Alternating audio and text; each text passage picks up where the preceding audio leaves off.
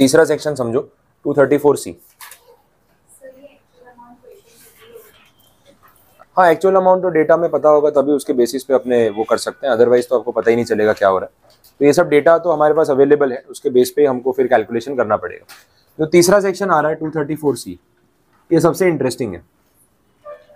अब देखो इसके लिए ना एक सिचुएशन फ्रेम करते हैं, पहले मैं को डेटा ले लेता हूँ, वो डेटा को अपने फिर यूज करेंगे और सम उसके बेसिस पे कैलकुलेट होगा।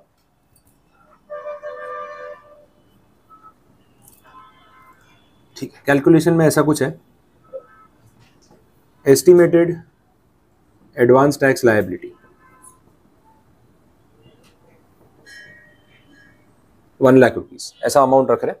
ये हमने स्टार्टिंग में एस्टिमेट किया कि साल के एंड तक 1 लाख रुपए का टैक्स बनेगा, तो इसके हिसाब से अपने इंस्टॉलमेंट्स में एडवांस टैक्स पे कर देते हैं। एडवांस टैक्स पे आपको कब करना है, कौन सी डेट पे और कितना इंस्टॉलमेंट, वो हमने उस चैप्टर में देखा था।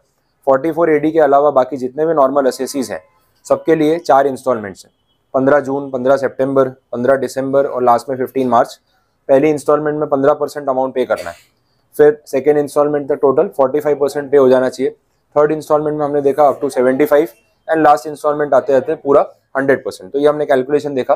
तो आपने साल के स्टार्टिंग में ये एस्टिमेट किया और इस एस्टिमेट के हिसाब से आपने पेमेंट कर दिए। अब अगर इस एस्टिमेट के हिसाब से आप पेमेंट कर रहे हो तो कितने, कौन सी डेट पे कितना इंस्टॉलमेंट पे किया होगा वो भी एक बार देख लेते हैं। सबसे पहली डेट आएगी 15 जून, जो भी अपना प्रीवियस ईयर होगा। अब अगर AY 22-23 की बात कर रहे हैं तो प्रीवियस ईयर कौन सा होगा, 21-22, तो ये डेट होगी 15 जून 21। फिर ये 15 सितंबर, 15 दिसंबर और लास्ट वाले 15 मार्च, ये 22, ये डेट्स होंगी। आपकी एस्टिमेटेड टैक्स लायबिलिटी के हिसाब से जो भी आपने एडवांस टैक्स पे किया होगा, एक्चुअल में पेड, वो कितना होगा वो भी गिन लेते हैं। रेट आपको पता ही है, यहाँ तक आते आते आपने 15,000 पे कर दिया होगा, यहाँ पे आपने और 30,000 पे किया होगा, एक क्यूमुलेटिव कॉलम भी बना लेंगे, इसके बाद और 30,000 और लास्ट में 25, ऐसे करके 1 लाख रुपए पे किए होंगे। अगर क्यूमुलेटिव कॉलम की बात करें तो यहाँ 15,000 हो गया, यहाँ तक आते आते 45, ये 75 और ये पूरा 1 लाख, तो ये कंप्लीट। ठीक है, तो ये क्यूमुलेटिव है, ये कैलकुलेशन हो गया। अब पॉइंट ये है, देखो हो क्या रहा है, साल के एंड पे अब चलते हैं, पूरा साल खत्म हो गया, आपने ये सब कर लिया, पेमेंट भी हो गया, एक एक्चुअल टैक्स लायबिलिटी भी तो डिटरमाइन होगी ना। साल के एंड में जब बुक्स कंप्लीट होंगे तब तो पता चलेगा कि एक्चुअल टैक्स कितना आ रहा है। पता चला एक्चुअल टैक्स का आपका अमाउंट आ रहा है 1,50,000। ठीक है, तो 1 लाख सोचा था, 1 लाख के हिसाब से पेमेंट भी कर दिया, कोई प्रॉब्लम नहीं, लेकिन 1,50,000 रुपए आपका एक्चुअल टैक्स साल के एंड में कंप्यूट हुआ, तो कितना ज्यादा गैप हो गया ना। कहाँ 1,50,000, कहाँ आपने 1 लाख एस्टिमेट किया, ये एस्टिमेट तो गलत प्रूव हुआ। अब डिपार्टमेंट को आप बोलोगे नहीं यार हमने इतना सारा टैक्स भरा है, अभी भी आपको प्रॉब्लम है, ये है वो है। 234B वाला जो सेक्शन है वो यहाँ पे एप्लीकेबल होगा या नहीं होगा, जो अभी पढ़ा है वो। एक्चुअल टैक्स लायबिलिटी का 90% मिनिमम एडवांस टैक्स पे होना चाहिए था, उस सेक्शन में आपको कवर नहीं होना है, अपने आप को बचाना है। तो 1,50,000 का 90% हो गया 135, आपने पे किया 100 या 1 लाख, तो ऑब्वियसली शॉर्ट है ना। तो बिकॉज ऑफ दिस रीजन वो 50,000 रुपए पे 234B तो लगने ही वाला है, वो बात खत्म वहां पे। ये 234C क्यों लगेगा वो समझो। अच्छा, अगर इसके हिसाब से हम कैलकुलेट करते, मतलब एक्चुअल टैक्स जो आपका 1,50,000 आया है, आपने इतना ही एस्टिमेट किया होता तो कितना इंस्टॉलमेंट आप पे करते, इसके बदले अमाउंट कुछ और होते, तो वो भी एक बार देख लेते हैं कितना होना चाहिए था अगर हम एक्चुअल टैक्स के बेस पे कैलकुलेट करें। तो इसका 15% यहाँ पे गिनेंगे तो ये आएगा 22,500। मैं क्यूमुलेटिव लिख लेता हूँ, यहाँ तक आते आते कितना हो जाएगा इसका 45%, और 1,50,000 का गिनो ना 45%, 67,500 टोटल क्यूमुलेटिव ले रहा हूँ, ये भी मैं क्यूमुलेटिव अमाउंट है, इंडिविजुअल नहीं। यहाँ तक आते आते 75% और ये हो गया 150 पूरा। अब समझ आ रहा है, इस कॉलम को छोड़ देते हैं, ये कंपेयर कर लेते हैं क्योंकि एक्चुअली में यही यूज होता है। अब देखो इनकम टैक्स डिपार्टमेंट को क्या प्रॉब्लम है, 234C क्यों लगा रहे हैं। 234C जो है वो डिफरमेंट के लिए लग रहा है, डिफरमेंट ऑफ पेमेंट। आप है ना पैसा दे तो रहे हो लेकिन स्लो पेमेंट कर रहे हो। अब देखो कैसे, 15 जून तक आपने डिपार्टमेंट को कितना पैसा दे दिया, टोटल 15,000 रुपए। आइडियली कितना पे करना चाहिए था, 22,500। डिफरेंस समझ आ रहा है, 7,500 रुपए शॉर्ट पेमेंट किया। अच्छा अब देखो 15 सितंबर तक टोटल आपने गवर्नमेंट को कितना दे दिया, 45,000। आइडियली आपको कितना पे करना चाहिए था, टोटल 67,500। दिख रहा है यहाँ पे शॉर्टेज, यहाँ पे भी शॉर्टेज और यहाँ पे भी शॉर्टेज, ये समझ आ रहा है। अब अगर इसको सोचा जाए तो यहाँ पे जो 7,500 रुपए शॉर्ट दिख रहा है, ये 7,500 का डिफरेंस पता है कब पे हुआ? इस इंस्टॉलमेंट में। ऐसा बोल सकते हैं आपने ये जो 30,000 यहाँ पे किया ना, डिपार्टमेंट इसको ऐसे देखेगा, इसमें 7,500 तो वो है जो पिछला वाला बाकी था, समझ आए, और बाकी का जो है 22,500 वो इस इंस्टॉलमेंट का है। ये तो बिजनेस में भी अपने ऐसे ही सोचते हैं ना, एक कस्टमर ने गुड्स खरीदे आपसे 22,500 के, 15,000 रुपये भिजवा दिए, बोले बाकी का पेमेंट भी कर दूंगा, समझ आ रहा है। अब सेलर के माइंड में क्या है, मेरे 7,500 रुपये लेने बाकी है। अगली बार वही कस्टमर ने आपको 30,000 रुपीज़ ट्रांसफर किए, आप इस 30,000 को कैसे गिनोगे? बोले इसमें 7,500 तो वो है जो पिछले बिल के बाकी है, इस बिल के तो 22,500 ही आए, ऐसे ही गिनोगे ना। तो वो क्लाइंट क्या कर रहा है, आपका पैसा यूज कर रहा है, आपको 7,500 रुपये जो यहाँ पे मिलने चाहिए थे वो यहाँ पे मिले। टाइम गैप देख लो कितना है, 3 महीने। तो ऐसा बोल सकते हैं कि 3 महीने तक 7,500 रुपये सामने वाले ने आपके यूज कर लिए। अब अगर आपको इंटरेस्ट लगाना है तो आप उससे इंटरेस्ट चार्ज कर सकते हो। डिपार्टमेंट भी यहाँ ऐसे ही सोच रहा है, बोले हमको यहाँ पे मिलने चाहिए थे 22,500, मिले कितने? सिर्फ 15,000। तो असेसी ने क्या किया, ये 7,500 रुपये इस डेट से लेके इस डेट तक यूज किए, क्योंकि ये पेमेंट मुझे अगली बार कब मिला? 15 सितंबर को। तो 3 महीने तक मेरा पैसा यूज कर रहा है, तो इसके ऊपर इसे ब्याज लेना चाहिए, समझ आ रहा है। आप पेमेंट तो कर रहे हो लेकिन डिफर कर करके, जो जून में ड्यू था वो सितंबर में दे रहे हो, जो सितंबर में ड्यू है वो आप दिसंबर में दे रहे हो, तो डिफरमेंट बोलते हैं इसको, आगे डिले करते रहना और उतने टाइम के लिए इन बिटवीन पैसा यूज करते रहना। डिपार्टमेंट इसके ऊपर इंटरेस्ट चार्ज कर रहा है इस सेक्शन में 234C में। ये बेसिक आइडिया है कि हम ये सेक्शन क्यों पढ़ रहे हैं, इसके ऊपर डिपार्टमेंट इंटरेस्ट क्यों चार्ज कर रहा है, समझ आ रहा है। ये बिजनेस में भी हो सकता है, आप मेरा पेमेंट लेट करोगे तो जितना आप मेरा पैसा यूज करके डिले करते जाओगे मैं उसके ऊपर इंटरेस्ट चार्ज करने वाला हूँ। बोलो कोई कंफ्यूजन यहाँ तक, लॉजिक समझ आया? अब कैलकुलेशन देखो आगे। क्यूमुलेटिव कैलकुलेशन आपके सामने है। यहाँ 7,500 शॉर्ट है, अगली बार मिला होगा। यहाँ 22,500 शॉर्ट है, वो अगली बार मिला होगा। यहाँ देख लो यहाँ पे भी 37,500 शॉर्ट चल रहा है, वो अगली बार मिला होगा, तो भी अमाउंट पूरा नहीं हुआ है। तो डिपार्टमेंट बोल रहा है पैसे तो देते हो लेकिन इंस्टॉलमेंट्स टाइम पे नहीं करते हो। जिस इंस्टॉलमेंट में जितना पैसा आना चाहिए ना, आप उससे कम पेमेंट कर रहे हो और उसमें जो शॉर्ट हो रहा है वो अगली बार आ रहा है। तो आप हमारा पैसा ना 3-3 महीने के लिए यूज किए जा रहे हो फ्री में, ये हम अलाउ नहीं करेंगे। तो बोले ठीक है, कितना कैलकुलेशन करे, कैसे इंटरेस्ट पे करे, बता दो। एक पॉइंट इसमें और एक जेन्युइन पॉइंट आएगा असेसी की तरफ से। असेसी ये बोलेगा 1 लाख रुपए मैंने एस्टिमेट किया था जो मुझे ठीक लगा, एक्चुअल टैक्स कितना निकला साल के एंड में? 1,50,000, और आप ये बोल रहे हो कि इसके हिसाब से ये EMI होने चाहिए थे और इसके हिसाब से मैंने ये भरे, इसका जो डिफरेंस है ना वो डेफिसिट है। बट मैं इतना एक्यूरेट कैसे हो सकता हूँ कि एक्चुअल टैक्स लायबिलिटी जितनी आई मैं उतना ही एस्टिमेट करूँ? ये भी तो बात है ना। एग्जैक्टली ऐसे एस्टिमेट में एग्जैक्ट अमाउंट बता सकता हूँ कि साल के एंड में मेरी टैक्स लायबिलिटी कितनी आएगी, 1 रुपए का भी फर्क नहीं होना चाहिए, ऐसा तो पॉसिबल है ही नहीं। तो कहीं ना कहीं असेसी डिपार्टमेंट से ही एक्सपेक्ट करेगा कि यार इसमें कुछ तो वेरिएशन अलाउ करो। 150 एक्चुअल आया, हो सकता है कि मैंने एस्टिमेट किया 145, 148, 153, 155, तो थोड़ा बहुत तो वेरिएशन हो ही सकता है ना, इतना एक्यूरेसी नहीं आ सकती। और यहाँ पे तो बहुत छोटा अमाउंट है, ये कितने लोगों के टर्नओवर करोड़ में होते हैं और उनकी एस्टिमेटेड टैक्स लायबिलिटी लैक्स में होती है, तो वहां तो वेरिएशन आने के चांसेस रहने ही वाले हैं। तो आप डायरेक्टली इसी अमाउंट को मेरे एस्टिमेट से कंपेयर करोगे तो थोड़ा तो मुझे कुछ ना कुछ डेविएशन या वेरिएशन का बेनिफिट मिलना चाहिए।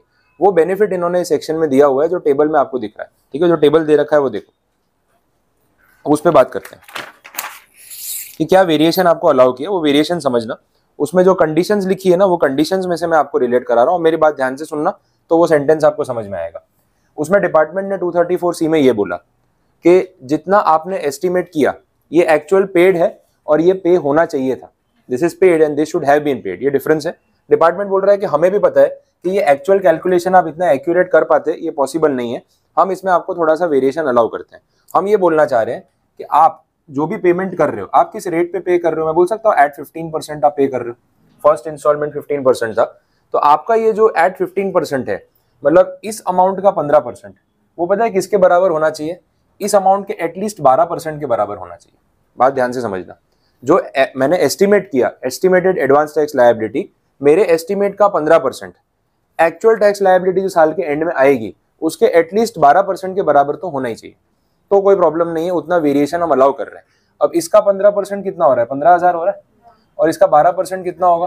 18,000। समझ आए? एक्चुअली में तो हम कितना पे करने के लिए लायबल थे? 22,500, बट डिपार्टमेंट ये बोल रहा है कि अगर 22,500 ना पे करके आप एटलीस्ट 18,000 भी पे कर देते ना, तो हम आपको 234C में कोई इंटरेस्ट चार्ज नहीं करते, हम समझ लेते कि इतना वेरिएशन देना पड़ता है। आ रहा है समझ में? लेकिन इससे नीचे अगर आपने पे किया है तो फिर इतना डेविएशन नहीं चलेगा। अपन ने कितना पे किया है? 15, समझ आए? तो 22,500 उनका लेना बनता था आपसे, उन्होंने बोला 18,000 भी पे कर दिया होता ना, हमें कोई ऑब्जेक्शन नहीं था, ये वेरिएशन हम एक्सेप्ट कर सकते हैं, लेकिन इससे नीचे जाओगे ये एक्सेप्टेबल नहीं है। अब यहाँ पे आप इससे नीचे गए तो ये जो डेफिसिट है ना, ये पूरा डेफिसिट अब इंटरेस्ट के लिए एलिजिबल हो गया। अब डेफिसिट मतलब कितना डेफिसिट इंटरेस्ट के लिए एलिजिबल हुआ, इसका डिफरेंस या इसका डिफरेंस या फिर इसका डिफरेंस, किसके ऊपर लगेगा इंटरेस्ट? 15 और 22,500। अब आप ये नहीं बोल सकते डिपार्टमेंट को कि नहीं आपने तो मिनिमम 18 ही मांगा था, मैंने 15 भरा है, तो 3,000 ही तो शॉर्ट है। अब वो बात बोलने का आपका राइट चला गया, वो गुस्सा हो चुके हैं। उन्होंने बोला था 22,500 एक्चुअल बनता है, 18,000 दे दो, तो आपका भी रिगार्ड रखा ना कि भाई चलो थोड़ा वेरिएशन अलाउ किया। और ये थोड़ा वेरिएशन नहीं है, ये 20% का वेरिएशन है। 15 और 12% जो लिखा ना मैंने, ये 20% का वेरिएशन है। आप यहाँ पे देख लो, इसका 20% कितना होता है? 22,500 का 4,500 होगा। 4,500 इसमें से लेस करो, ये आ जाएगा। समझ आए? तो जो एक्चुअल टैक्स लायबिलिटी एक्चुअल में बनती थी, उसमें आपको 20% का वेरिएशन उन्होंने अलाउ किया, आप उससे भी नीचे चले गए। समझ आए? अब डिपार्टमेंट बोल रहा है यार आपको हम अलाउ कर रहे हैं तो आप और फायदा उठा रहे हो, ये नहीं चलेगा। अब तो जो एक्चुअल शॉर्टफॉल है ना, ये 7,500 का, इस पूरे 7,500 के ऊपर हम इंटरेस्ट चार्ज करेंगे, बिकॉज मिनिमम लिमिट से आप नीचे चले गए। आया? क्लियर हुआ? तो ये उस कंडीशन का लॉजिक है, कैसे उसको इंटरप्रेट करना है। आपने 15% के हिसाब से जो कैलकुलेट किया, वो उनके एक्चुअल टैक्स लायबिलिटी के 12% के बराबर तो मिनिमम होना चाहिए। इससे कम पेमेंट करोगे तो प्रॉब्लम है। अब आपने अगर यहाँ पे आपका एस्टिमेट 1,40,000 लिया होता, उस पर 15% गिना होता, और वो 15% अगर 18,000 से ज्यादा निकलता, तो आपका यहाँ पे कोई इंटरेस्ट कैलकुलेट करने की बात आती नहीं। आया अब समझ में? क्लियर हो रहा है? एक बार सपोज ये 140 है तो गिनो ना, 140 का 15% कितना होगा? 21 होगा। तो 22,500 देना था, मिनिमम 18 मांगा था, आपने 21 पे कर दिया, है कोई प्रॉब्लम? नहीं। तो जो 1,500 रुपए का डेफिसिट है भी ना, उस पर कोई इंटरेस्ट देने की जरूरत नहीं है, उतना डेविएशन वो अलाउ कर रहे हैं। अब कुछ रिलेट हो रहा है, वो सेंटेंस क्या बोलना चाह रहा है, ऐसा कुछ कैलकुलेशन यहाँ पे होगा। पहले आगे के रेट्स भी समझ लो, फिर मैं पूरा टेबल एक बार ठीक से आपको लिखवा दूंगा, अभी इस पे नहीं जाते, इसको 1 लाख कर देते हैं। नेक्स्ट जो सेकेंड इंस्टॉलमेंट है ना, ये वाला 15 सितंबर वाला, इसमें इन्होंने क्या बोला है, 15 सितंबर तक आपकी टोटल एस्टिमेटेड टैक्स लायबिलिटी का 45% पे हो जाना चाहिए, यही बोला है। आपने 1 लाख के हिसाब से 45,000 पे कर दिया, लेकिन एक्चुअल टैक्स लायबिलिटी हुई 150 का 45% होता है 67,500। अब डिपार्टमेंट ये बोल रहा है कि देखो आपकी एस्टिमेटेड टैक्स लायबिलिटी जो भी है, जैसे यहाँ 1 लाख रुपए है, उसका जो 45% है वो आपकी एक्चुअल टैक्स लायबिलिटी के एटलीस्ट 36% के बराबर तो होना चाहिए। आपकी एस्टिमेटेड टैक्स लायबिलिटी का 45% आपकी एक्चुअल टैक्स लायबिलिटी के एटलीस्ट 36% के बराबर तो होना चाहिए, तो हम आपसे इंटरेस्ट चार्ज नहीं करेंगे। अब इसका 36% गिनो कितना हो रहा है? 54,000 हो रहा है। ठीक है, तो इन शॉर्ट डिपार्टमेंट ये बोल रहा है कि मिनिमम 54,000 तो इस डेट तक पे हो जाना चाहिए था टू अवॉइड 234C, लेकिन आपने इस डेट तक कितना पे किया? 45 हो गया, मिनिमम लिमिट से भी नीचे चले गए। अब ये पूरे डिफरेंस के ऊपर वो आपसे इंटरेस्ट चार्ज करने वाले हैं। अगेन ये जो रेट है ना, इसमें भी 20% का वेरिएशन है, 45 और 36। 45 का 20% करो 9% आएगा, 45 और 9 डिफरेंस कितना? 36। ये भी 20% का वेरिएशन अलाउ किया। तो सेक्शन का लॉजिक ये है कि आपको 20% का वेरिएशन वो अलाउ कर रहे हैं, आप यहाँ से भी टैली कर लो। ये जो आपका अमाउंट है ना, इसका 20% निकालो कितना हो रहा है, इसका 20%, 54 नहीं आएगा, वो तो सामने ही लिखा है, मैं क्यों पूछता। हाँ, इसका 20% कितना आ रहा है? 13,500। इसमें से माइनस करो 13,500 तो आएगा 54। समझ आ रहा है? तो जितना वो एक्चुअल में मांग रहे हैं ना, उसका 80% भी भर दो, चलेगा। 20% तक वेरिएशन अलाउ कर रहे हैं, उससे नीचे जाओगे तो नहीं चलेगा। आया आपको समझ में? क्लियर हुआ? तो ये लॉजिक है इस सेक्शन का। आगे थर्ड इंस्टॉलमेंट की बात भी कर लेते हैं। थर्ड इंस्टॉलमेंट तक आते आते उन्होंने वेरिएशन का आपको या डेविएशन का बेनिफिट देना बंद कर दिया। थर्ड इंस्टॉलमेंट में क्लियर बोला है कि ये जो अमाउंट आप पे कर रहे हो ना, ये आपकी एक्चुअल टैक्स लायबिलिटी के 75% के बराबर ही होना चाहिए। जैसे यहाँ पे क्या बोला था, 15 के सामने 12, यहाँ बोला 45 के सामने 36, यहाँ ऐसा कुछ नहीं, 75 के सामने 75। क्योंकि अब है ना, आप साल के थर्ड क्वार्टर में आ चुके हो, दिसंबर आ गया है। अब तक तो आते आते ना एक्चुअल टैक्स लायबिलिटी के नियर बाई आपको आइडिया आ ही जाता है, तो आप चाहो तो अपने एस्टिमेट चेंज करके ज्यादा टैक्स भी पे कर सकते हो। अभी भी आप बोल रहे हो कि नहीं पता चल रहा है, तो डिपार्टमेंट उस चीज को बिलीव नहीं करता। तो यहाँ तक आते आते वो डेविएशन का बेनिफिट देना बंद कर दिया, और लास्ट इंस्टॉलमेंट तक तो 100% पूरा करना ही होता है, तो वहां पे तो फिर आपको इंटरेस्ट देना पड़ सकता है। तो यहाँ पे प्रोविजन ही ऐसे रखे हैं ना कि आप अगर थोड़ा भी स्मार्ट बनने जाओगे ना पैसों के मामले में, तो लास्ट में इंटरेस्ट वसूल करके बैलेंस कर ही लेंगे, इसमें आपको कोई एडवांटेज होने वाला नहीं है। तो डिफरमेंट का ऑप्शन भी चला गया। तो पहला तो ये कि आपने रिटर्न लेट फाइल किया, रिटर्न लेट फाइल करा, टैक्स लेट भरा, तो भी ब्याज भरो। अगर आपने एडवांस टैक्स जमा ही नहीं कराया, या कराया लेकिन इतना कम अमाउंट कराया कि सिर्फ फॉर्मेलिटी कर दी, वो 90% वाली कंडीशन, तो 234B। और यहाँ पे क्या बोला, आप इंस्टॉलमेंट वाइज एडवांस टैक्स पे कर रहे हो लेकिन जानबूझ के ना कम इंस्टॉलमेंट पे कर रहे हो, छोटा अमाउंट भर रहे हो जितना एक्चुअल में भरना चाहिए, और आप डिफरेंस का पैसा यूज कर रहे हो, तो ये डिफरमेंट भी नहीं चलेगा। इसके लिए भी यहाँ पे वो इंटरेस्ट लगा रहे हैं। तीनों सेक्शंस में इंटरेस्ट का रेट सेम है, 1% पर मंथ और पार्ट देयर ऑफ, लेकिन इंटरेस्ट कौन सी डेट से लगता है ना वो वेरी करेगा। अब वो मैं आपको तीनों सेक्शंस का वापस से बता देता हूँ। जो 234A अपन ने स्टार्टिंग में देखा वो रिटर्न फाइलिंग के हिसाब से था ना, तो बोला रिटर्न फाइलिंग की जो ड्यू डेट होती है वो ड्यू डेट के अगले दिन से इंटरेस्ट लगना स्टार्ट हो जाएगा, क्योंकि डेट चली गई, आपने रिटर्न फाइल नहीं किया, और फिर एक्चुअली में जिस दिन आप फाइलिंग करोगे इसके बीच का जो गैप होगा वो पूरे ड्यूरेशन पे आपका इंटरेस्ट काउंट होगा। कॉमन सेंस वाली बात है, कोई ऐसा रटने वाली चीज नहीं है या समझ ही नहीं आया। दूसरा पॉइंट 234B जो हम देख रहे थे, जिसमें हमने देखा वो 90% वाला पॉइंट, इसका जो इंटरेस्ट लगना स्टार्ट होगा that starts from first day of your assessment year. ये ध्यान से समझो, first day of assessment year मतलब आपका AY 22-23 चल रहा है ना, तो 1 अप्रैल 2022 से ये इंटरेस्ट लगना स्टार्ट होगा टिल द डेट आप पेमेंट ना कर दो तब तक के लिए। तो फर्स्ट डे ऑफ AY से लेके till the date of payment, इतना इस ड्यूरेशन पे आपको इंटरेस्ट देना पड़ेगा फॉर 234B। क्योंकि 234B तभी आता है जब साल खत्म हो जाता है। साल खत्म होने के बाद डिपार्टमेंट देखता है इसने तो एडवांस टैक्स भरा ही नहीं, अब एडवांस टैक्स नहीं भरा ना, तो जितना टैक्स इसका बाकी है उसके ऊपर इस सेक्शन में इसे इंटरेस्ट लो, तो साल खत्म होता है 31 मार्च को, तो अगले दिन से इंटरेस्ट लगना स्टार्ट हो जाता है। ये भी कॉमन सेंस वाली चीज है कि कौन से ड्यूरेशन पे लग रहा है। 234C की बात करें, यहाँ थोड़ा कैलकुलेशन है, कैलकुलेशन अगेन लॉजिकल। जैसे मैंने आपको यहाँ बोला 15 जून को आपको जो पैसे देने चाहिए थे आपने उसमें 7,500 रुपए कम भरे ना, वो 7,500 रुपए आपने कब जमा किए, 15 सितंबर को, इसमें ये रहे, समझ में आ रहा है। तो आपने 7,500 यूज किया फॉर 3 मंथ्स, तो 3 मंथ्स का इंटरेस्ट आपको उस अमाउंट पे देना पड़ेगा। रेट कितना है, वही 1% पर मंथ, तो 3 मंथ्स का कितना हो गया, 3%, समझ आए। फिर सितंबर तक आपका जितना पेमेंट हो जाना चाहिए था आपने उसके बदले कुछ पेमेंट कम किया, यहाँ जो डेफिसिट है वो अगली बार पे हुआ होगा, तो वो पैसा भी तो आपने 3 महीने के लिए यूज किया, तो उस डेफिसिट पे भी वापस से 3 महीने का 1-1% इंटरेस्ट, मतलब 3%। आगे भी यही चीज कंटिन्यू होगी। जो आपने दिसंबर में पे करना चाहिए था वो आपने कब पे किया होगा, मार्च में, तो ये भी आपने 3 महीने तक पैसा यूज किया, तो अगेन 3%, 1% पर मंथ के हिसाब से फॉर 3 मंथ्स। लेकिन ये जो लास्ट वाला है ना, ये थोड़ा ध्यान से समझो। 15 मार्च तक एक्चुअली में तो आपका पूरा 1,50,000 पे हो जाना चाहिए था, लेकिन पे हुआ कितना, सिर्फ 1 लाख। अब ये जो 50,000 का डेफिसिट है इस पे कितने महीने का इंटरेस्ट लगेगा, 3 महीने का लगेगा या 1 महीने का लगेगा, पता चला। कहां से कहां तक इंटरेस्ट लगेगा, 15 मार्च तक ड्यू था कि देना है, आपने 15 मार्च तक 1 लाख ही भरा, 50,000 शॉर्ट हो गया ना, और last date of the previous year कौन सी होती है, 31 मार्च। तो इस 50,000 की डेफिशिएंसी पे जो इंटरेस्ट लगेगा वो 15 मार्च से 31 मार्च का ही लगने वाला है। ये ड्यू डेट है और साल 31 मार्च को खत्म हो जाएगा, तो ये 15 या 16 दिन का इंटरेस्ट लगने वाला है। तो पार्ट ऑफ अ मंथ मतलब कितना हो गया, 1 मंथ हो गया। ये लास्ट वाले इंस्टॉलमेंट में जो डेफिशिएंसी होती है उसमें पूरे 3 महीने का ब्याज नहीं लगता, एक ही मंथ का ब्याज लगता है, दैट इज 1%। आया समझ में, लॉजिक समझ आया ऐसा क्यों हो रहा है।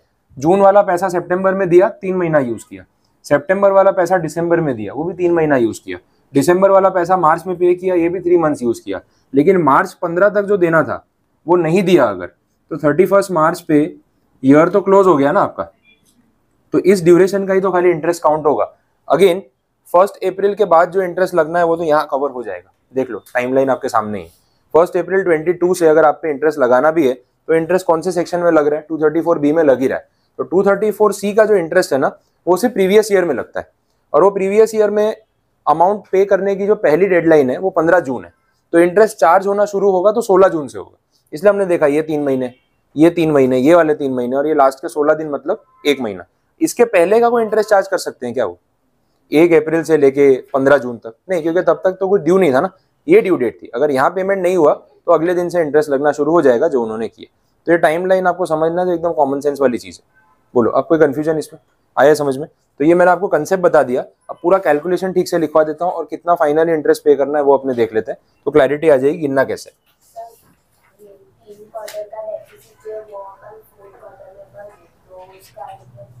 तो भी इंटरेस्ट तो लगने वो मैं गिनवाता हूँ ना कैसे होगा, तो अभी आपको अमाउंट के साथ ऐसे ओरली बताऊंगा तो नहीं समझ आएगा, वो कॉलम्स बनवा के ना पूरा कैलकुलेशन ही करवा देता हूँ, फिर उसमें सारे कॉम्बिनेशन आपको समझ में आ जाएंगे कि कैसे पे कर रहे हैं तो क्या चार्जेस लग रहे हैं। एक बार मैं कॉलम्स पहले बना लेता हूँ, उसके बाद ही आप लिख लो।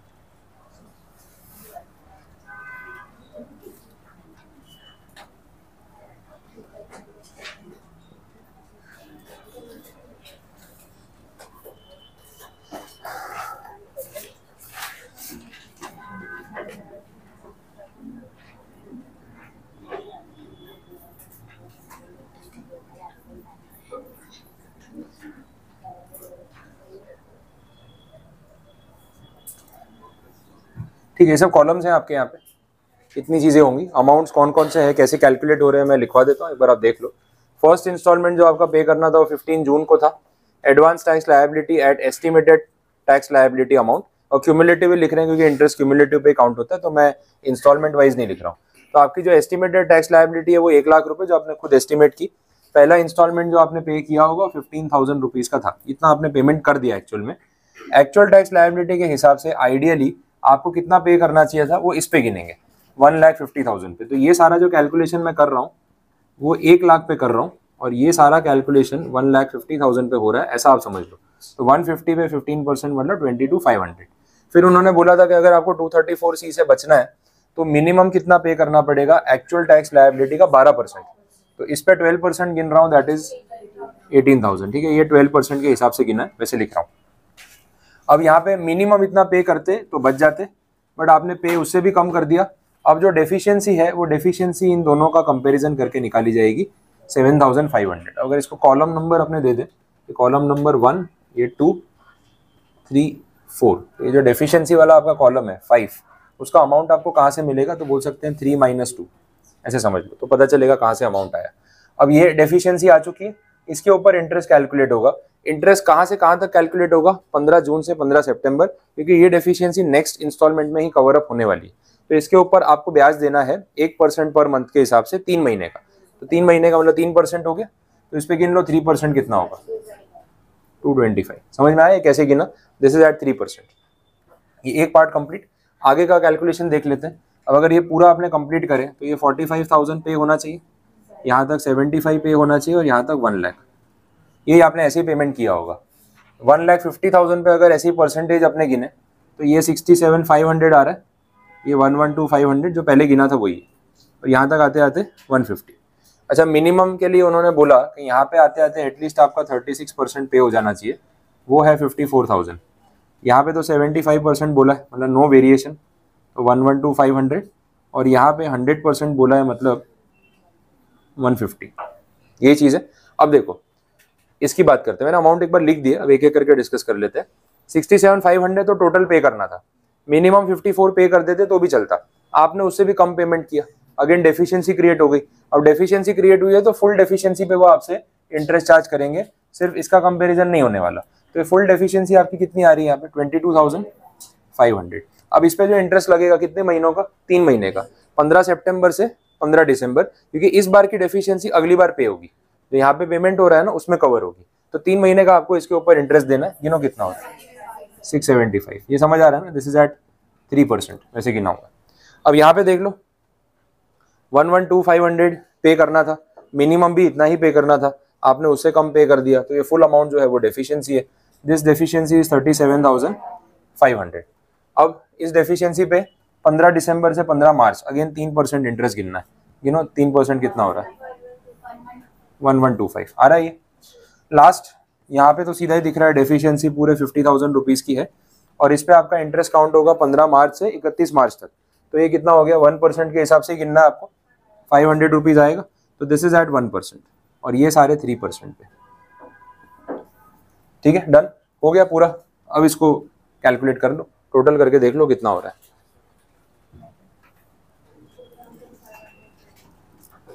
ठीक है, ये अमाउंट आ रहा है 2525। तो this is the total interest payable under section 234C। ये ऐसे कैलकुलेट होगा, देख लो। ये पूरा टेबल इस तरीके से बनना चाहिए। मैन्युअली अपने ऐसे कैलकुलेट करेंगे, बाकी तो सॉफ्टवेयर में आप सारा डेटा एंटर कर दो, अपने आप गिन लेता है, और फाइनली अमाउंट आ जाता है कि इतना आपको पे करना रहेगा। बट एक्चुअल कैलकुलेशन ऐसे होता है। ये कॉलम्स बना लो, एक बार पूरा नोट कर लो। इस टाइप के क्वेश्चन ही आएंगे अगर 234C आता है तो। कुछ नहीं समझ आए तो बोलो।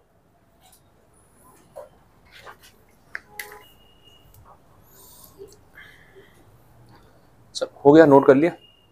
कोई डाउट है किसी को, कुछ क्वेरी नहीं समझ आया तो बोल दो। सारे अमाउंट्स कैसे गिने पता चला। ये सारा कैलकुलेशन क्यूमुलेटिव बेसिस पे किया है, वो आपको दिख ही रहा है। मैंने इंस्टॉलमेंट वाइज नहीं लिखा कि 15 के बाद और 30,000 देना है फिर और 30,000, वैसे है नहीं। ये कैलकुलेशन क्यूमुलेटिव पे होगा, टोटल डेफिशिएंसी पे इंटरेस्ट काउंट होगा, सिर्फ पार्ट डेफिशिएंसी पे नहीं होगा। तो कैलकुलेशन आपको कभी भी EMI के हिसाब से नहीं करना है, टोटली करना पड़ेगा।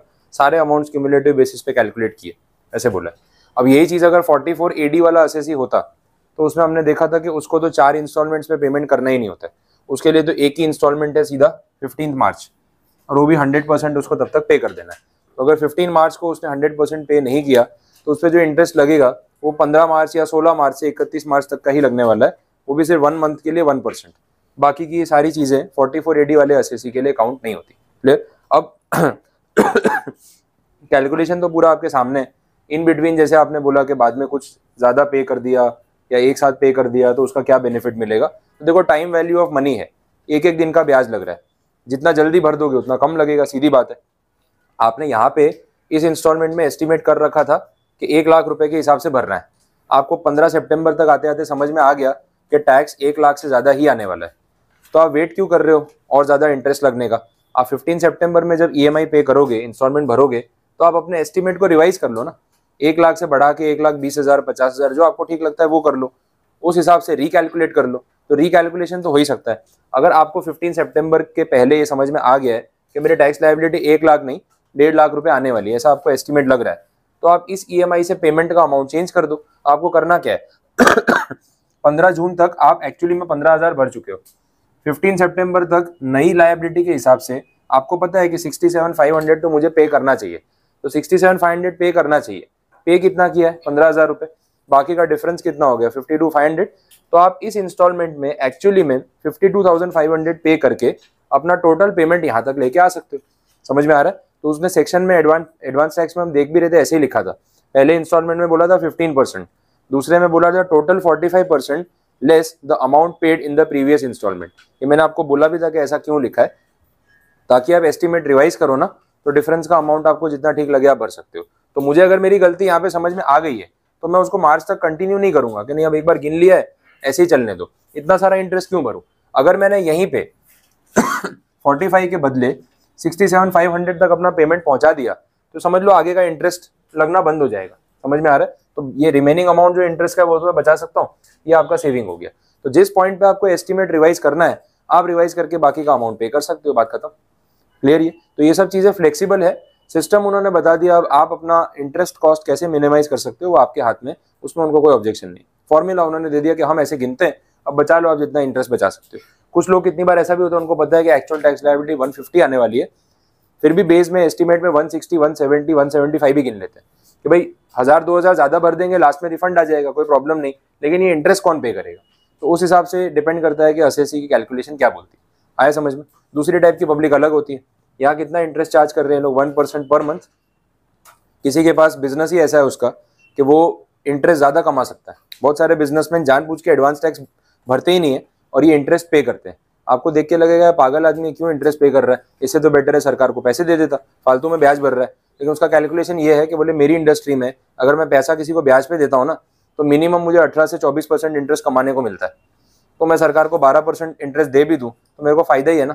तो मैं पूरा साल ना ये 1 लाख 1.5 लाख यूज करता हूँ, उस पर 15-16% 20% कमा लेता हूँ, उसमें साल के एंड में इनको 12% देता हूँ तो भी मेरे को बचता है।